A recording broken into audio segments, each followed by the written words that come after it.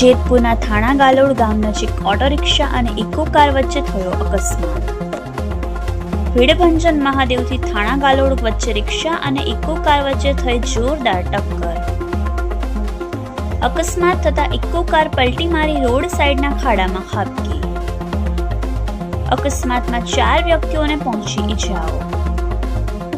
સ્થાનિકોએ ઈજાગ્રસ્તોને વાહનોમાંથી બહાર કાઢ્યા. ઈજાગ્રસ્તોને સારવાર અર્થે જેતપુર સરકારી હોસ્પિટલ ખસેડાયા. જેતપુર તાલુકા પોલીસ હોસ્પિટલ પહોંચી તપાસ હાથ ધરી. Reporter Suresh Bhalia, Yashvi Gujarat news, Jetpur.